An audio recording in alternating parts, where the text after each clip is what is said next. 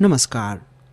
पूर्व पत्रकार, बीबीसी नेपाली सेवाका पूर्व निर्देशक, लेखक, कवि तथा स्तम्भकार एवं पछिल्लो समय कल्याणकारी लोकतन्त्रको बहस गर्दै राजनीतिमा होमिएका राजनीतिज्ञ रविन्द्र मिश्रद्वारा लिखित तथा फाइन प्रिन्ट बुक्सद्वारा प्रकाशित स्तम्भ निबन्धहरूको सङ्गालो राजनीतिसँगै राजकाजको श्रव्य पुस्तक यानि कि अडियो बुक लिएर उपस्थित भएको छु म गजाधर केसी।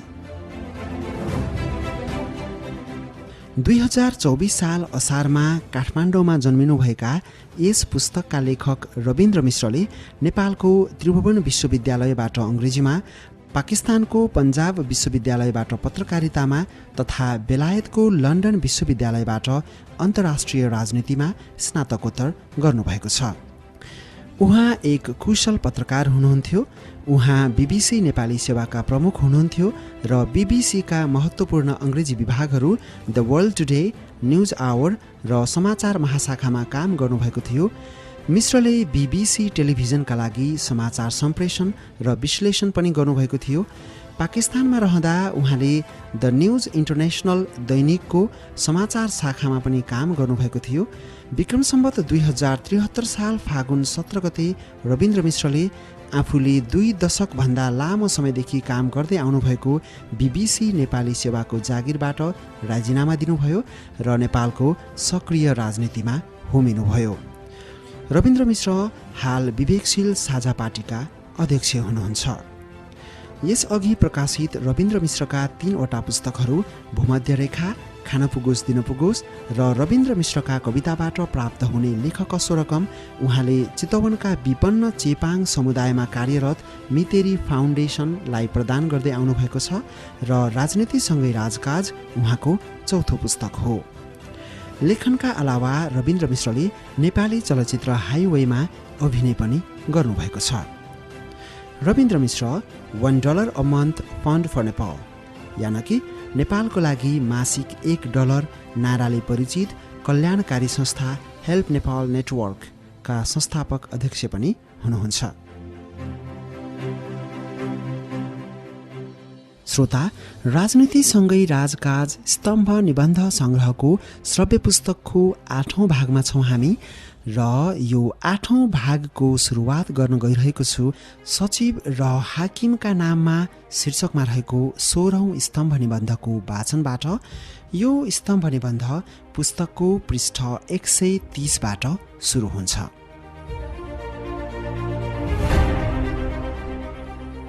सचिव र हाकिमका नाममा। इतिहास, संस्कृति, भाग्यवादी चिन्तन, समाज निर्माणको चरित्र, भू राजनैतिक अवस्थिति सबैका आफ्नै दोष भए पनि यो देश नबन्नाको मूल कारण राजनीतिक नेतृत्वको निरन्तर विफलता नै हो भन्नेमा सम्भवतः दुई मत नरहला। झन् हाम्रो जस्तो सबैभन्दा बढी भ्रष्टाचार हुने क्षेत्र नै राजनीतिक नेतृत्व र दल भएपछि त्यसको असर सर्वत्र पर्नु स्वाभाविक भइहाल्यो। तर नेपाल नबन्नाको एउटा प्रमुख कारण कर्मचारी तन्त्र पनि हो। कर्मचारी तन्त्रका तमाम कमजोरी र व्यथिति राजनीतिसँग जोडिएका छन्। तर राजनीतिसँग नजोडिएको पक्षमा समेत समग्रमा भन्नुपर्दा कर्मचारी तन्त्र अत्यन्तै फितलो छ। जिन्दगी जिउनु र राम्रोसँग जिउनुमा आकाश पातालको अन्तर भए जस्तै कर्मचारी तन्त्र चल्नु र राम्रोसँग चल्नुमा धेरै ठुलो अन्तर छ।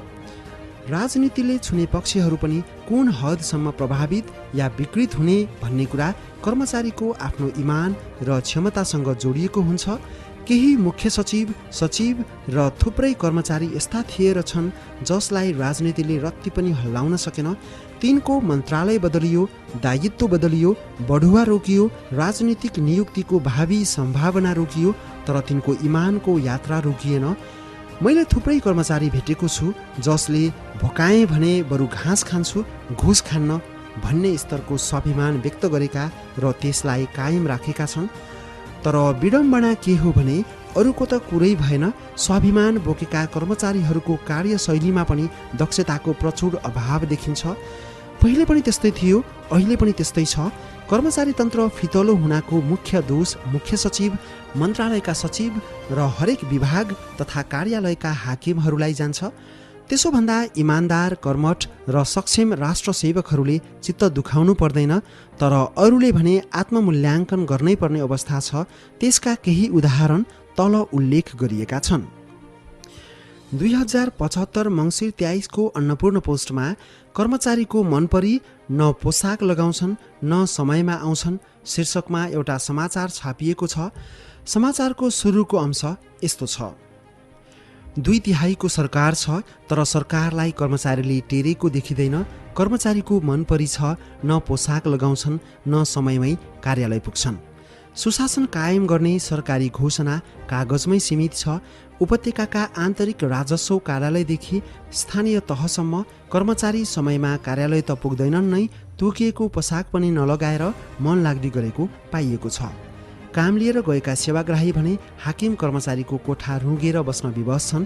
प्रधानमन्त्री कार्यालय मातहतको राष्ट्रिय सतर्कता केन्द्रले गरेको छड्के निरीक्षणमा 530 कर्मचारी परेका छन्, जसमा 369 जना कर्मचारीले समय पालना नगरेको र 161 जना पोसाक नलगाएको पाइएको छ।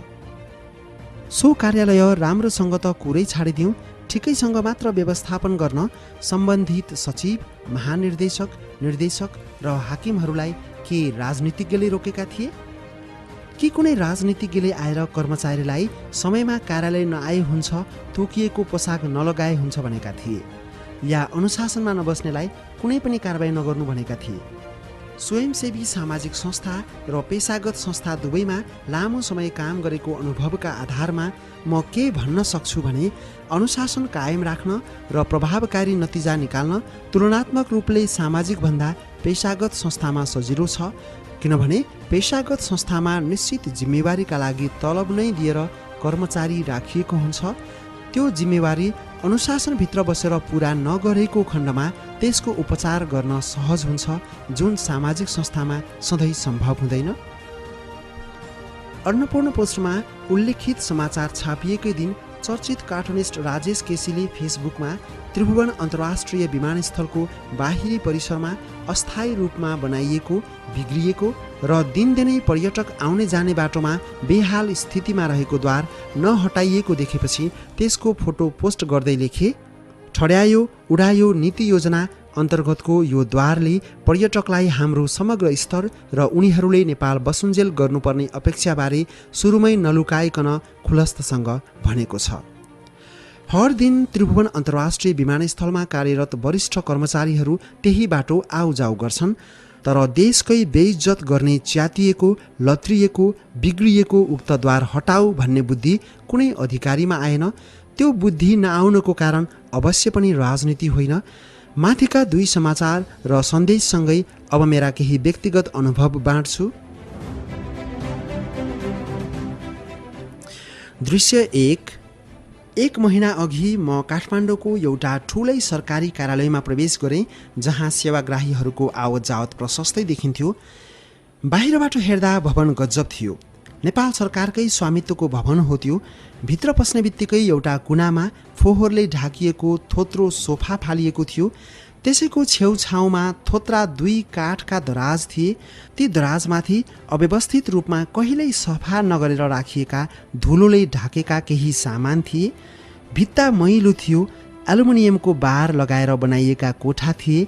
बारमा राखिएको वरपर देखिने ऐनामा टाँसिएका र राम्ररी नझिकिएका अनेक सूचनाका टुक्रा थिए र ऐना फोहोर थियो। भित्र कोठामा थोत्रो फोहोर डेस्क थियो। त्यस्तै फोहोर कुर्सीमा मैलो लुगा लगाएर बसेका कर्मचारी थिए। त्यो डेस्कको छेउछाउमा हात राख्यो भने लुगाको बाहुलामा फोहोरको पत्र टाँसिन्थ्यो। तिनको पछाडि भित्तामा बनाइएको खुला र्याकमा धुलोले ढाकेका फाइलको डङ्गुरदेखि कम्प्युटर र अन्य विद्युतीय सामग्रीका खाली बट्टा राखिएका होइन, फालिएका थिए। टेलिफोन, बिजुली र इन्टरनेटका तार लथालिङ्ग झुन्डिएका थिए। झ्यालका मैला पर्दा ठाउँ ठाउँमा हुकबाट निस्किएर लत्रिएका देखिन्थे। मैले वर्णन गरेका यी दृश्य पार गर्दै हरेक दिन सचिव, महासचिव, निर्देशक र अन्य हाकिम आफ्नो कोठामा काम गर्न जान्छन्। उनीहरूलाई कार्यालय थोरै सफा र व्यवस्थित गर्न केले रोक्यो? कार्यालयमा सरसफाई गर्ने कर्मचारी हुन्छन्। अझ कति कार्यालयमा त चाहिने भन्दा बढी कर्मचारी छन्, तर लगभग सबै सरकारी कार्यालयको गति यस्तै हुन्छ। हुन त कार्यालयका अन्य कक्ष र ठाउँको के कुरा गर्नु, सचिव र निर्देशकका कोठा मैले बिरलै राम्रो देखेको छु। राम्रो भन्नाले जहाँ सामान मिलाएर राखिएको होस्, राखिएका सामानहरूको रङ संयोजन मिलेको होस्, जहाँ भित्तामा झुन्ड्याइएका तस्बिर, अन्य जानकारीमूलक सामग्री र क्यालेन्डर ठिकसँग झुन्ड्याइएको होस्, हाकिमको कुर्सीको पछाडि संसारमा कहीँ नहुने जात्रा हाँडी गाउँमा भने झैँ रुमाल झुन्ड्याइएको नहोस्। यस्तै गाई जात्रा प्रधानमन्त्रीको कार्यालय र निवासका पाहुना कोठाहरूमा पनि देख्न सकिन्छ। जसले दिनदिनै काम गर्ने आफ्नो कार्यालय सुन्दर र व्यवस्थित बनाउन जान्दैन, उसले कुनै पनि हालतमा देश बनाउन सक्दैन। दृश्य 2। बाटोमा फुटपाथ 2.5-3 फिटको छ। त्यो अपाङ्गता अनुकूल छैन। त्यति सानो फुटपाथमा ठाउँ ठाउँमा रुख रोपिएको छ, जसको माथि बिजुलीको अव्यवस्थित तार छ। त्यही फुटपाथमा बिजुलीका खम्बा गाडिएको छ, जसमध्ये कमै मात्र सिधा छन्। बाटोको बीचमा तानिएका सेता धर्सा सिधा छैनन्। बाटो छेउ लगाइएका कर्ब स्टोनहरू सब बाङ्गाटिङ्गा छन्। काठमाडौँमा हरेक दिन मुख्य सचिवदेखि यो गाई जात्राका लागि जिम्मेवार सबै प्राविधिक र अन्य सरकारी कर्मचारीहरू यी र यस्तै बाटो भएर कार्यालय जान्छन्। तर त्यसका लागि म आफै जिम्मेवार छु भन्ने सम्भवतः तिनको मनमा आउँदैन। तिनका आँखाले ती दृश्य पक्रदैनन् या पक्रिन सक्ने तिनको चेतनायुक्त आँखा नै छैन। सिधा नगाडिएको बिजुलीको खम्बा, बाङ्गो टिङ्गो कर्ब स्टोन र सडकमा सिधा नतानिएको सेतो धर्का राजनीतिज्ञको हस्तक्षेपले बिग्रिएका होइनन्। ती सम्बन्धित अधिकारीहरूको अकर्मण्यताका परिणाम हुन्। ती कामको ठेक्का पाएकाले बेस्कन भ्रष्टाचार नै गरेका रहेछन् भने पनि सम्बन्धित सरकारी निगरानीकर्ताहरूले कामदारहरूलाई कमसेकम बिजुलीको खम्बा सिधा गाड्न र सडकको धर्सा सिधा तान्न लगाउन केहीले रोक्दैनथ्यो।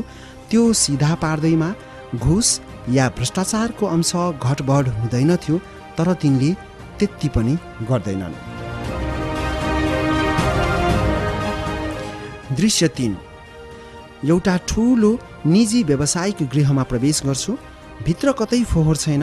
भित्ता सफा छ। टेबल कुर्सी मिलाएर राखिएका छन्। राखिएका सामान र कोठामा लगाइएको रङ बीच तादाम्य छ।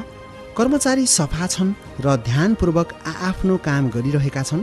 सेवाग्राहीले अनावश्यक रूपमा अल्झिनु परेको देखिँदैन, जबकि यहाँका कैयौँ कर्मचारीको सुविधा, विधा, भविष्यको सुनिश्चितता कतिपय सरकारी कार्यालयका कर्मचारीहरूको भन्दा न्यून हुन सक्छ।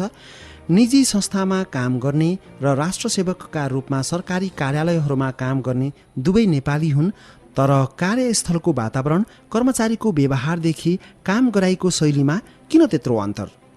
यो आलेखको उद्देश्य कर्मचारी तन्त्रको संरचनागत सुधार वा कर्मचारी तन्त्रलाई कसरी गैर राजनीतिकरण गर्ने भन्नेबारे चर्चा गर्नु होइन।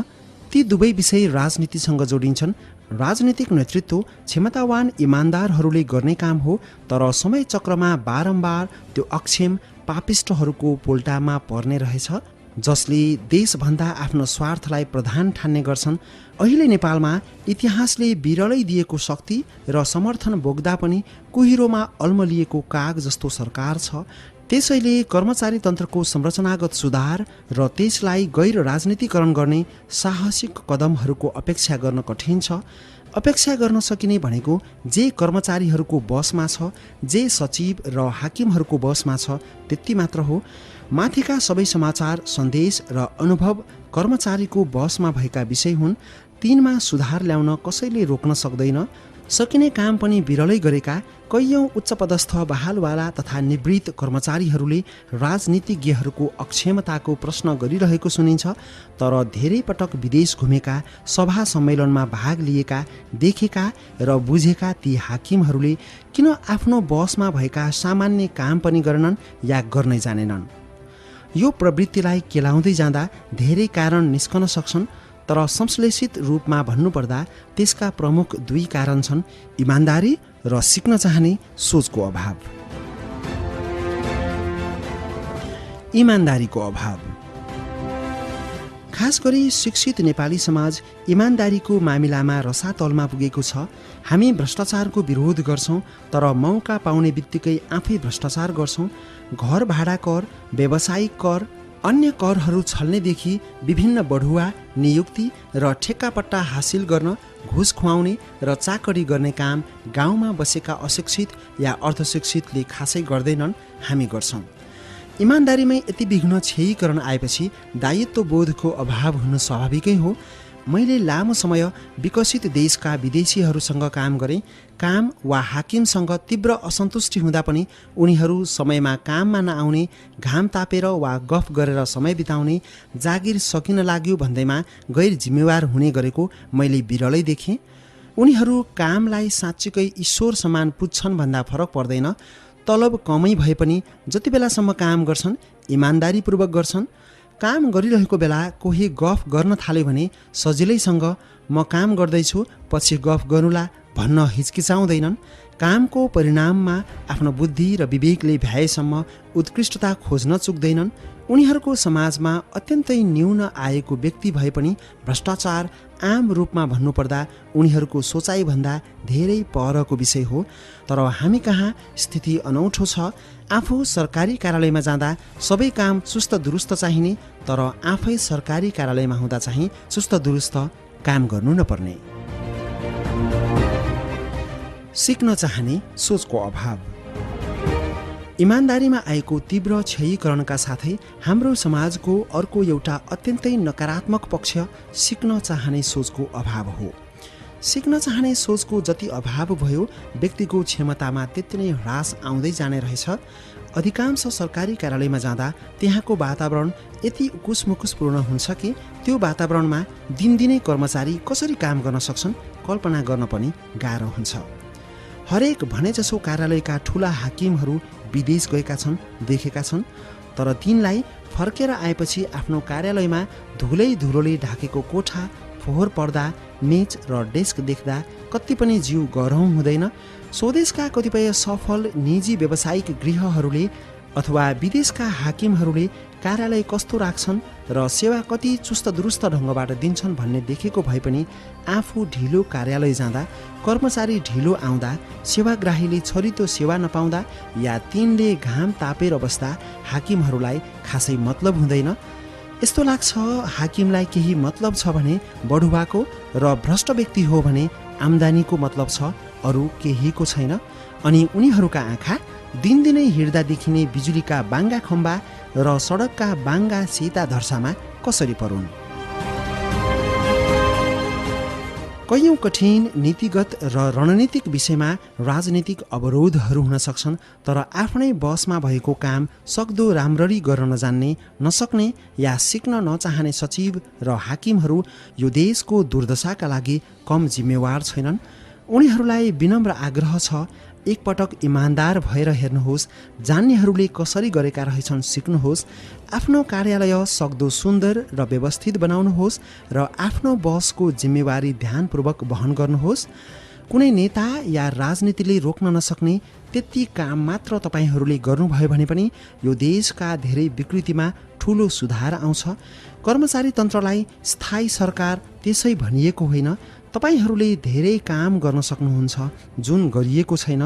वास्तवमा भन्ने हो भने जसले आफ्नै बसको जिम्मेवारी इमान्दारीपूर्वक निर्वाह गर्दैन उसलाई राजनीतिज्ञलाई गाली गर्ने र देश बिग्रियो भनेर गुनासो गर्ने अधिकार पनि छैन।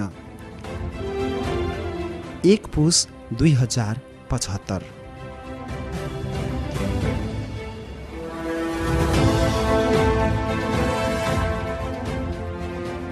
श्रोता, अब म राजनीतिसँगै राजकाज स्तम्भ निबन्ध सङ्ग्रहको 17औं स्तम्भ निबन्ध 500 दिनोत्सर 15 मिनटमा हुन्छ को वाचन गर्न गइरहेको छु र यो स्तम्भ निबन्धको सुरुवात पुस्तकको पृष्ठ 138बाट हुन्छ।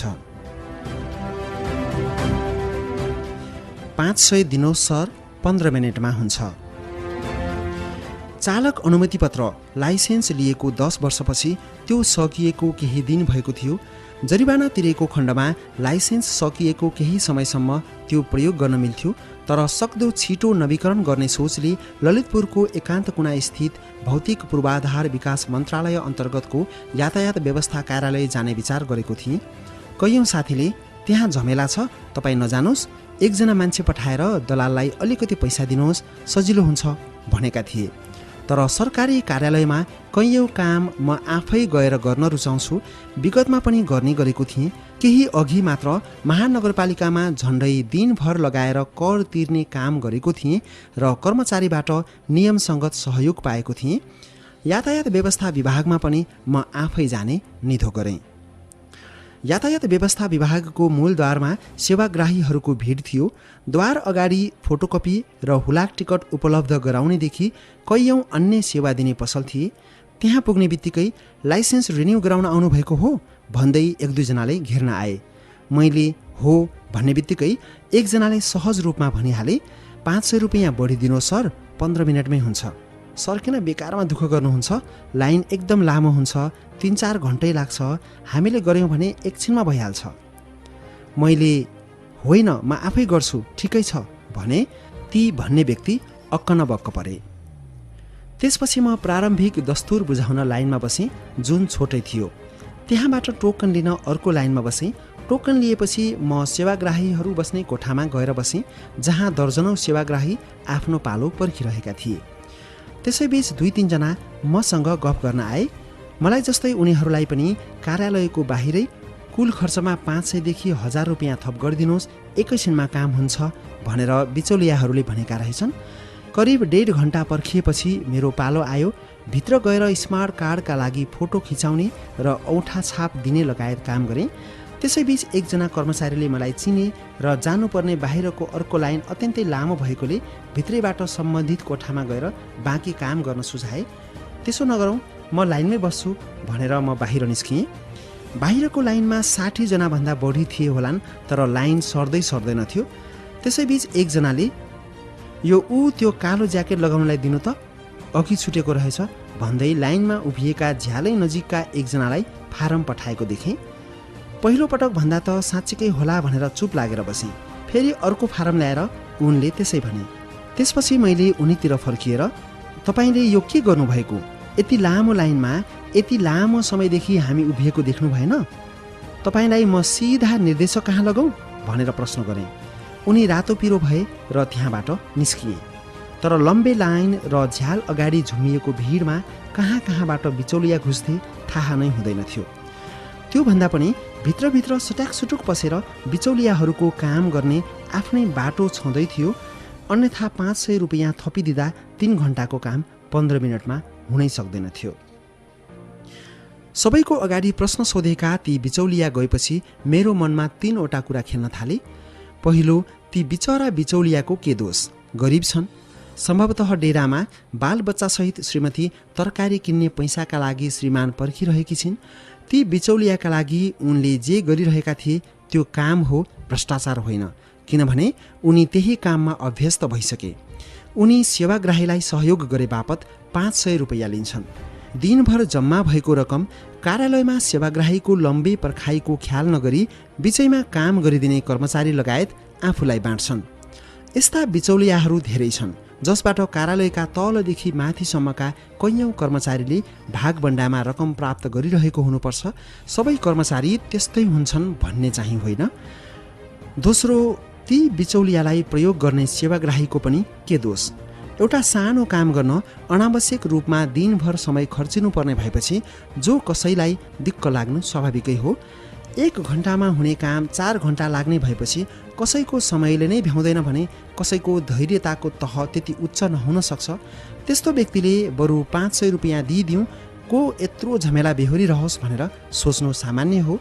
तिनलाई भ्रष्ट भन्न मिल्दैन, ती भ्रष्ट समाजका शिकार हुन्। त्यसैले मलाई कहिलेकाहीँ लाग्छ घुस लिने र दिने दुवै भ्रष्ट हुन् भन्ने सोच सधैँ सही हुँदैन। घुस लिने चाहिँ भ्रष्ट नै हो, तर दिने मान्छे अत्यन्तै सदाचारी हुँदाहुँदै पनि परिस्थिति जन्य परिबन्धमा परेको धेरै देखेको छु। किनभने सबैको त्यो परिबन्ध चिर्ने समय र साहस हुँदैन। तेस्रो पक्ष चाहिँ सबैभन्दा खतरनाक दुःखद, विडम्बनापूर्ण र घातक छ, जसले परिवार, समाज र देश ध्वस्त पारिरहेको छ। मैले भेटेको बिचौलियालाई तपाईलाई म सिधा निर्देशक कहाँ लगाउँ भनेर आवेश मिश्रित आवाजमा त सोधेँ, तर हरेक दिन कार्यालयको मूलद्वारमै जे भइरहेको छ त्यही मूलद्वार भएर कार्यालय आउजाउ गर्ने निर्देशकलाई त्यहाँ के भइरहेको छ भन्ने थाहा छैन होला र? अनि मैले ती बिचौलियालाई निर्देशक कहाँ लान खोज्नुको के अर्थ? उनी मात्र होइन, त्यहाँको हरेक सम्बन्धित शाखाका हाकिमलाई कार्यालयमा दिनदिनै के हुन्छ भन्ने थाहा छ। ती हाकिमलाई मात्र होइन, एकान्त कुनाको यातायात व्यवस्था कार्यालय यति बदनाम छ कि त्यसबारे कैयौँ पटक पत्रपत्रिकामा समाचार आएका छन्। त्यसबारे भौतिक पूर्वाधार विकास मन्त्रालयका सचिवलाई जानकारी नहुने प्रश्नै उठ्दैन। वर्षौँदेखि यस्तै छ स्थिति, तर दिन दहाडै खुलेआम आँखै अगाडि भइरहेको यस्तो लज्जाजनक भ्रष्टाचार र बेथितिप्रति ती सबै मौन छन्। म अरू पनि सरकारी कार्यालयमा गएको छु, तर यातायात व्यवस्था र मालपोत कार्यालयहरू जस्तो बेथितिपूर्ण र खुलमखुला भ्रष्टाचार हुने अर्को निकाय मैले चाहिँ सामना गर्नु परेको छैन। उल्लिखित अनुभवबारे मैले स्तम्भ लेखुँला भनेर सोचेको थिइनँ। सर्वसाधारणले पाइरहेका दुःखबारे फेसबुकमा एउटा सन्देश चाहिँ प्रेषित गरौँला भन्ने लागेको थियो। एकजना अपरिचित शुभेच्छुक राकेश श्रेष्ठले म यातायात व्यवस्था कार्यालयमा लाइनमा बसिरहेको फोटो खिच्नु भएको रहेछ र उहाँले त्यो फोटो फेसबुकमा राखेर लेख्नुभयो, एकान्त कुना यातायात कार्यालयमा लाइसेन्स रिन्यू गर्ने क्रममा नेताज्यूसँगै लाइनमा बस्ने मौका जुर्यो। म जस्तै सामान्य नागरिकका रूपमा लाइनमा बसेकाले मानिसहरूले उहाँलाई खासै चिनेनन्। सम्मान छ, रविन्द्र मिश्र। सो फोटो र सन्देश सानै स्तरमा भए पनि भाइरल भएछ र धेरै टिप्पणीकर्ताहरूले त्यसरी लाइनमा बसेको देखेर खुसी व्यक्त गर्नुभएछ। बस्नुपर्ने लाइनमा बस्दा समेत जुन स्तरमा सामाजिक सञ्जालमा खुसी व्यक्त गरियो र यातायात व्यवस्था कार्यालयमा जे बेथिति देखियो, त्यसबाट यो समाज कति अशोचनीय स्तरमा भ्रष्टीकृत भइसक्यो भन्ने स्पष्ट हुन्छ। एउटा पार्टीको नेता लाइनमा बस्दा, एकजना प्रहरी या प्रशासनको हाकिमले इमान्दारीपूर्वक काम गर्दा, एकजना न्यायाधीशले राम्ररी न्याय सम्पादन गर्दा, एकजना मन्त्रीले घुस नखाँदा सार्वजनिक रूपमा खुसी हुनुपर्ने कस्तो समाज बनायौँ हामीले? ती कुनै पनि गर्व गरेर हिँड्नुपर्ने विषय नै होइनन्। लाइनमा बस्नु नागरिकको दायित्व हो। प्रहरी या प्रशासनको हाकिम, न्यायाधीश, मन्त्री या जो कोही पेसाकर्मीले इमान्दारीपूर्वक काम गर्नु उसको जिम्मेवारी हो। उनीहरूलाई तिमी घुस खाऊ, भ्रष्टाचार गर, गैर जिम्मेवार बन भनेर तलब दिएर राखिएको होइन। आफ्नो काम जिम्मेवारीपूर्वक गर भनेरै तलब दिइएको हो। तर हामीले समाजको नैतिकतालाई यति क्षयीकृत गरिदियौँ कि एउटा पार्टीको नेताले लाइन बसेर लाइसेन्स रिन्यू गर्नु या एकजना कर्मचारीले तलब खाएर जिम्मेवारीपूर्वक काम गर्नु नै ठुलो कुरा भयो। सुसंस्कृत देशमा कहीँ पनि त्यस्तो हुँदैन। त्यो स्वतः अपेक्षित विषय हो। हाम्रा लागि यातायात व्यवस्था तथा मालपोत कार्यालयमा दिन दहाडै देखिने बेथिति र भ्रष्टाचार स्वाभाविक र एकजना नेता लाइसेन्स रिन्यू गर्न लाइनमा बस्नु अस्वाभाविक भएको छ। हुनुपर्ने ठिक उल्टो थियो। त्यसैले म बेला बेलामा भन्ने गर्छु, हामीले यस्तो समाज बनाएका छौँ जहाँ स्वाभाविक जति सबै अस्वाभाविक र अस्वाभाविक जति सबै स्वाभाविक भएका छन्। योभन्दा अघिल्लो स्तम्भ मैले सचिव र हाकिमका नाममा लेखेको थिएँ। कैयौँ कठिन नीतिगत र रणनीतिक विषयमा राजनीतिक अवरोधहरू हुन सक्छन्, तर आफ्नै बसमा भएको काम सक्दो राम्ररी नगर्ने सचिव र हाकिमहरू यो देशको दुर्दशाका लागि कम जिम्मेवार छैनन् भन्ने त्यसको निष्कर्ष थियो। सो लेख प्रकाशन भएको केही दिनमै मैले यातायात व्यवस्था कार्यालयमा जे देख्नु र भोग्नु पर्यो त्यसले मेरो निष्कर्षलाई थप पुष्टि गरिदियो। त्यसैबीच नेपालका प्रमुख 2 दैनिक पत्रिका कान्तिपुर र नयाँ पत्रिकामा सुनाम र बदनाम भएका सांसद र मन्त्रीहरू कसरी भ्रष्टाचार गरिरहेका छन् भन्नेबारे अग्रपृष्ठमा लाजमर्दो समाचार आयो। पहिलोको शीर्षक थियो घरधनी सांसदलाई घर भाडा। दोस्रोको शीर्षक थियो स्वकीय सचिवको तलब आफै लिन्छन् सांसद र तेस्रो शीर्षक थियो मन्त्रालयको तेल हालेर नगद खल्तीमा, जसमा भनिएको थियो 24 मध्ये 23 मन्त्रीले दोहोरो सुविधा मात्र लिएका छैनन्, स्वकीय सचिवलाई पनि गैर कानुनी रूपमा गाडी र इन्धन दिलाएका छन्। हरेक दिन पत्र पत्रिकामा देश खाने धमिराका बारेमा पढ्छौँ। हरेक दिन सेवाग्राहीको भिड हुने सरकारी कार्यालयमा धमिरै धमिरा भेट्छौँ। तर हामी तिनै धमिराले ध्वस्त पारेको घरको छहारी पाउन मरिहत्ते गर्छौँ। हरेक चुनावमा त्यही छहारीमा छाप लगाउँछौँ अनि फरक परिणामको अपेक्षा गर्छौँ। अब जनता नबदलिने हो भने देश बदलिँदैन। यातायात कार्यालयमा 500 रुपैयाँ लिएर बिचौलियाले 15 मिनेटमा काम गरिदिन्छ अनि हामीसँग यस्ता मन्त्री र प्रधानमन्त्री छन् जसले याराना पुँजीवादी क्रोनी क्यापिटलिस्टहरूसँग साँठगाँठ गरेर 5 अर्बको नीतिगत भ्रष्टाचार गरी 15 दिनमै 5 करोड कमाउँछन्। सुसंस्कृत राजनीति भएको देशमा हो भने आजको स्तम्भमा मैले जे लेखेँ र देशका प्रमुख पत्र पत्रिकामा सांसद र मन्त्रीबारे जे छापियो सम्भवतः त्यति नै सम्बन्धित सबैको भविष्यमा अयोग्य ठहरिने गरी जागिर जान पर्याप्त कारण हुने थियो। जनताले कालो मोसो नदलिकनै तिनको अनुहार कालाम्य हुने थियो। तर यहाँ त्यस्तो अपेक्षा गर्न सकिँदैन किनभने यातायात व्यवस्था कार्यालयको बिचौलियाको धागो त्यहाँका सामान्य कर्मचारी, अधिकृत, निर्देशक, सचिव हुँदै मन्त्री र प्रधानमन्त्रीसँग विभिन्न रूपमा जोडिएको हुन्छ। यातायात व्यवस्था कार्यालयका हाकिम र निर्देशकजीहरू, भौतिक पूर्वाधार विकास मन्त्रालयका सचिवजीहरू, सांसद र मन्त्रीजीहरू, तपाईमा अलिकति चेतना, अलिकति लज्जा, अलिकति नैतिकता, अलिकति छोराछोरी र यो समाजप्रतिको दायित्वबोध छ कि छैन? कहिलेकाहीँ पापको आगोले आफ्नै छाती पोल्छ कि पोल्दैन? कहिलेकाहीँ ऐनामा हेर्दा आफ्नै अनुहारको रूप देखिन्छ कि देखिँदैन? यो देश खाने धमिरा मै हुँ जस्तो लाग्छ कि लाग्दैन? केही वर्ष अघि सप्तरीमा छोराछोरीलाई पेटभरि खुवाउन नसकेको पीडामा 3 छोराछोरीको हत्या गर्ने उनकी आमा होइनन्, वास्तविक हत्यारा म जस्ता भ्रष्टाचारी हुन् भन्ने लाग्छ कि लाग्दैन? केही वर्ष अघि रुकुममा श्रीमती र छोरीका साथ झुन्डिएर सामूहिक आत्महत्या गर्ने दलबहादुर ओलीको हत्यारा म जस्ता देशद्रोहन गर्ने पापिष्टहरू हुन् जस्तो महसुस हुन्छ कि हुँदैन? इमान्दारी राज्यको चरित्रले मात्र होइन, सो चेतनाले पनि निर्धारण गर्छ। सबै निकृष्टता, भ्रष्टता, अनियमितता, आडम्बर र गैर जिम्मेवारीलाई देशै यस्तो छ, म मात्र ठिक भएर के गर्नु सँग लगेर नजोडौँ। याद रहोस्, मृत्युशैयामा कुकर्मको पीडाले देश होइन व्यक्तिलाई पोल्छ। 15 पुस 2075।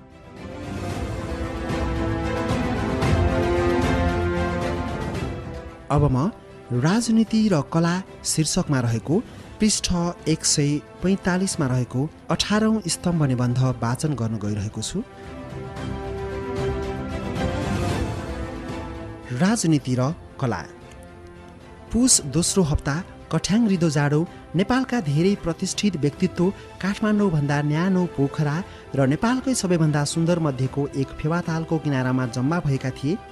बुकवर्म फाउन्डेसनका मूलतः 2 जना ऊर्जावान युवा निरज भारी र अजित बरालको अगुवाईमा गत 7 वर्षदेखि लगातार हुँदै आएको नेपाल लिटरेचर फेस्टिभलमा वक्ता, प्रस्तोता र सहभागीका रूपमा 4 दिनसम्म दिनदिनै त्यहाँ सयौं मानिस भेला हुने गरेका थिए। त्यहाँ के थिएन? कला, साहित्य, सङ्गीत, चित्रकला, समाज, पत्रकारिता, पर्यटन, विकास र राजनीति। सामाजिक सञ्जालमा कतिपय टिप्पणी आइरहेका थिए, साहित्य सम्मेलनमा राजनीति, बरु राजनीतिक सम्मेलन नै गरे भइहाले नि। सरसर्ती सुन्दा कुरा ठिकै लाग्छ, तर राजनीति र कला एक अर्काका गहिरो परिपूरक हुन्। मेरा बुबा मनोज बाबु मिश्र कलाकार तथा साहित्यकार हुनुहुन्थ्यो। उहाँले मलाई भनेको एउटा कुरा कहिल्यै बिर्सिन्न, आँखा खोलेर हेर्ने बित्तिकै जे देखिन्छ त्यो सबै कला हो। त्यसलाई मैले अलिकति तन्काउन चाहेँ।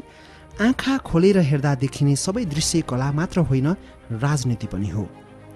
हुन पनि मैले आँखा खोल्ने बित्तिकै देख्ने फोन, कम्प्युटर, लुगा, बस्ने घर, घरका भित्ताका रङ, कोठामा राखिएका फर्निचर, झ्यालबाट देखिने बस्ती, पार्क, बाटोघाटो, पहाड र हिमालको रूपरङ्ग सबैमा कला छ। ती कलाको स्वरूपलाई राजनीतिको रूपरङ्गले निर्धारण गर्छ, किनभने नागरिक र सरकारको आम्दानीलाई राजनीतिले निर्देशित गर्छ र ठुलो हदसम्म सो आम्दानीले हामीले प्रयोग गर्ने सामान र हामी वरिपरिको वातावरणको स्तर एवं कलात्मक रूपलाई निर्धारण गर्छ। पहाड र हिमाल समेत फुङ्ग हुने कि हराभरा हुने भन्ने पनि अन्ततोगत्वा ठुलो हदसम्म राजनीतिसँगै आएर जोडिन्छ, किनभने वातावरण परिवर्तन मूलतः राजनीतिक विषय बनिसक्यो। त्यसै भएर कलात्मक चेत नभएको व्यक्ति सफल नेता हुन सक्दैन। यो वर्ष राजनीतिक बहसको मूल विषय अबको नेतृत्व कसको थियो। त्यसमा कम्युनिस्ट नेता नारायण काजी श्रेष्ठ, काङ्ग्रेस नेता गगन थापा र म सहभागी थियौँ। आयोजकहरूका अनुसार सो बहसमा साहित्य सम्मेलनको 7 वर्षको इतिहासमै सबैभन्दा बढी दर्शकको उपस्थिति थियो। त्यसको भिडियो पनि युट्युबमा भाइरल भएको छ। राजनीतिमा कलात्मक चेतको महत्त्व बुझेरै हुनुपर्छ। नीरज भारी र अजित बरालले हरेक साहित्य सम्मेलनमा राजनीतिको पाटोलाई छुटाउन हुँदैन पनि, बरु अर्को पटक राजनीति र कलाका बारेमा एउटा छुट्टै बहस नै राखे त्यो अत्यन्तै रोचक हुने थियो। किन संसारका सबैभन्दा महान कलाकार, वास्तुकार, साहित्यकार, सङ्गीतकार अधिकांश विकसित देश र खास गरी युरोप अमेरिकाकै हुन्छन्? साहित्यका लागि नोबेल पुरस्कार पाउनेहरू प्राय किन युरोप र अमेरिकामा छन्? हो, पश्चिमा कलाको पश्चिमाहरूले नै मूल्याङ्कन गर्ने, त्यसका लागि उनीहरूकै परिवेशमा निर्माण भएको सौन्दर्य चेत प्रयोग हुने र संसारभर भाषा र आम सञ्चारमा उनीहरूकै प्रभावका कारण उनीहरूको दबदबा बढिरहने कारण पनि जिम्मेवार छन्। त्यहाँभित्र हाम्रो आँखामा नपर्ने राजनीति पनि हुन्छ। राजनीतिका कारण नै हो नोबेल पुरस्कारहरू बेला बेलामा विवादित भइरहने। तर ती कारणहरूले गर्दा मात्र विकसित देशका कला विशिष्ट भएका होइनन्। हामी बाटोघाटो, बिजुली बत्ती, स्कुल कलेज या विकासका अन्य पूर्वाधारको दुरावस्था पनि गरिबी, भ्रष्टाचार, कुशासन सबैको कारण राजनीति ठान्छौँ। तर कला र साहित्यको स्तरलाई देशको राजनीतिसँग बिरलै जोडेर हेर्छौँ। नेपालको राजनीति ठिक नभएका कारण नेपालमा विश्व स्तरका स्रष्टा जन्मिएनन् भनेको मैले कहिल्यै सुनेको छैन। तर राजनीति ठिक नभएका कारण यति स्रोत सम्पन्न देश पनि विकास गर्न सकिएन भनेको चाहिँ धेरै सुनेको छु। कुनै पनि देशमा विकास सामान्यतया सर्वपक्षीय हुन्छ। एउटा क्षेत्र मात्र हवात्त विकास हुँदैन। सबै क्षेत्रको क्रमिक र लगभग समान स्तरमा विकास हुन्छ। उदाहरणका लागि छिमेकी चीनले गरेको विकास अर्थतन्त्र र पूर्वाधारसँग मात्र सम्बन्धित छैन। त्यो त्यहाँको शिक्षा, स्वास्थ्य, नागरिक चेतना, कला र साहित्य सबैसँग सम्बन्धित छ। त्यसै गरी युरोप र अमेरिकाको हकमा पनि त्यही लागू हुन्छ। हर क्षेत्रमा विकासका स्तर लगभग समान हुन्छन्, जसको प्रत्यक्ष साइनो राजनीतिसँग गाँसिएको हुन्छ। त्यसकारण देशको सर्वाङ्गीण विकाससँग कला र साहित्यको स्तर जोडिएको हुन्छ। इतिहासको पाना पल्टाउने हो भने पनि पूर्व होस् या पश्चिम, जहाँसुकै सभ्यताहरू समृद्ध भएका बेला अर्थात् समाजहरू तत्कालीन परिवेशमा विकसित रहेका बेला त्यहाँका कलात्मक सिर्जनाको स्तर उच्च भएको देखिन्छ। त्यो इन्डस उपत्यकाको सभ्यता होस् या इजिप्ट, ग्रिस या चिनिया सभ्यता किन नहोस्, त्यो भारतको गुप्त या मुगल अवधि होस् या नेपालको लिच्छवी र मल्लकाल किन नहोस्, ती कालखण्डहरू इतिहासको समयक्रममा तुलनात्मक रूपले उत्कृष्ट थिए। ती अवधिहरूमा सिर्जना भएका कला, साहित्य पनि उत्कृष्ट नै थिए। आज हामीले काठमाडौँमा गर्व गर्ने विश्व स्तरका कलात्मक धरोहर अधिकांश लिच्छवी र मल्लकालका उपज हुन्। ती दुवै कालखण्डमा शासकहरूले या भनौँ तत्कालीन राजनीतिज्ञले ती कलात्मक धरोहरहरूको सिर्जनामा ठुलो योगदान पुर्याएका थिए। ती अवधिहरूमा अहिलेको जस्तो शिक्षा र कला अध्ययन गर्ने केन्द्र धेरै थिएनन्। तर त्यति बेलाका शासकहरूको कला सिर्जना, प्रवर्धन र सम्वर्धनमा प्रत्यक्ष चासो हुन्थ्यो। अहिले समय फेरिएको छ। समाज र राजनीतिको चरित्र फेरिएको छ। कलाको रूप रङ्ग फेरिएको छ। उहिलेको कला सिर्जनाको प्रक्रिया र प्रेरणा एवं अहिलेको कला सिर्जनाको प्रक्रिया र प्रेरणामा धेरै ठुलो अन्तर छ। अहिले पनि पहिले जस्तै विकसित सभ्यतामै किन उत्कृष्ट कला सिर्जना हुन्छ भन्ने बारे केही अध्ययन गर्दा र घोत्लिँदा म एउटा निष्कर्षमा पुगेको छु। पुराना सभ्यताहरूमा विकासको अन्तर्यमा धर्म र परम्परा थियो। ती दुवै तत्कालीन प्रकृतिका राजनीतिसँग बलियोसँग बाँधिएका हुन्थे। अहिले विकासको अन्तर्यमा शिक्षा र राजनीति छ। मानव अधिकारको विशिष्ट बुझाइका कारण विकसित समाजमा धर्म र परम्परालाई व्यक्तिको चाहना र स्वतन्त्रतामा छाडिएको छ। अहिले समाजको विकास धर्म र संस्कृतिको वरिपरि मात्रै घुमिरहेको छैन, त्यो मूलतः शिक्षा र राजनीतिमा गएर ठोकिएको छ। जुन देशले शिक्षाको गुणस्तर सुधारेका छन् ती देशको विकासको गति दिगो र तीव्र भएको छ। उदाहरणका लागि दक्षिण कोरिया र चीन भनौँ या हाम्रै छिमेकी भुटान नै किन नहोस्, ती देशमा शैक्षिक सुधार उदाहरणीय देखिएको छ, विकासको गति पनि तीव्र छ। गुणस्तरीय शिक्षा भन्नु मानवता, नैतिकता, क्षमता, नेतृत्व, संस्कार र विकास सबै हो। दक्ष जनशक्ति नभइकन कुनै पनि देशले विकास गर्न सक्दैन। मैले माथि नै भने जस्तो कलाको स्तर पनि देशको विकासको स्तरले निर्धारण गर्छ। त्यसैले अबको युगमा हामीले पाउने र दिने शिक्षाको गुणस्तरले हाम्रो कलात्मक चेत र सृजनालाई ठूलो असर पार्छ। कसैले भन्लान् बालकृष्ण समले त खास औपचारिक शिक्षा नै पाएका थिएनन्, कसरी त्यस्तो उत्कृष्ट साहित्य लेखे? त्यसको जवाफ सरल छ।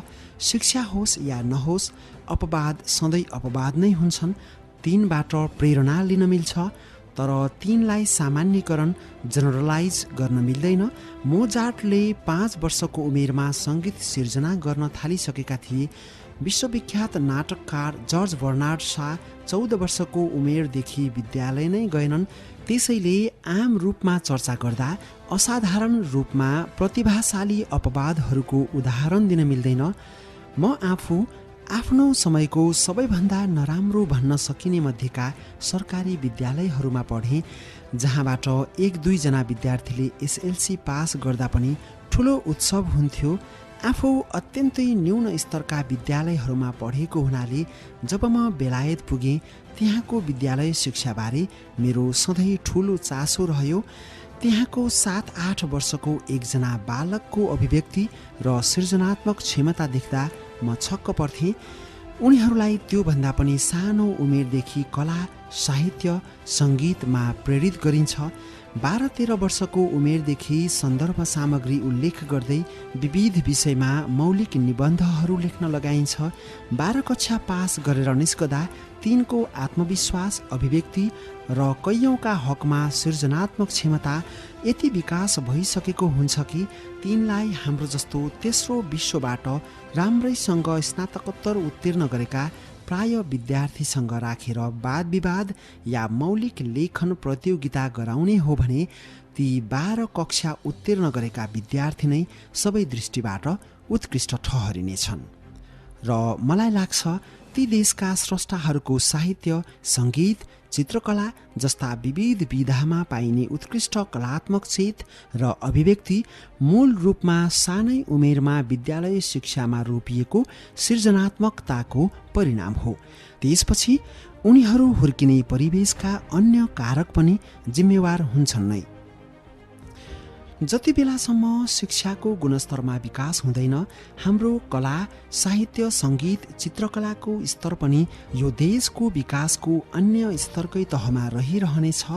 तर दुःखको कुरा शिक्षाको स्तरलाई पूर्णतः राजनीतिले निर्देशित गर्छ, जुन दशकौँदेखि इमान र क्षमता दुवै नभएकाहरूको हातमा छ। अफसोस हाम्रो विद्यालय शिक्षाको हाल बेहाल छ। देशका लगभग 80% विद्यार्थी सरकारी विद्यालय जान्छन्। देशभर कक्षा 1 मा भर्ना हुने विद्यार्थीको सङ्ख्या लगभग 15 लाख हुन्छ, तर एसईई दिने बेला त्यो सङ्ख्या लगभग 4.5 लाखमा झर्छ। त्यति विद्यार्थीले एसईई दिँदा पनि करिब 70% को नतिजा न्यून स्तरको आउँछ। सृजनात्मकता, आत्मविश्वास, दक्षता, नैतिकता, नागरिक चेतना, अभिव्यक्ति क्षमता, भाषागत ज्ञान सबै न्यून भएको जनशक्ति उत्पादन गरेर न त देश विकास सम्भव छ, न त विश्व स्तरको उत्कृष्ट कला सिर्जना नै। त्यसैले भौतिक विकाससँग मात्र होइन, कलाको विकाससँग पनि राजनीतिको गहिरो सम्बन्ध छ। हामीले देशको राजनीति सुधार्न सकेनौँ भने हाम्रो सिर्जनाको स्तर र दायरा सधैँ सङ्कुचित रहिरहनेछ। 1 माघ 2075।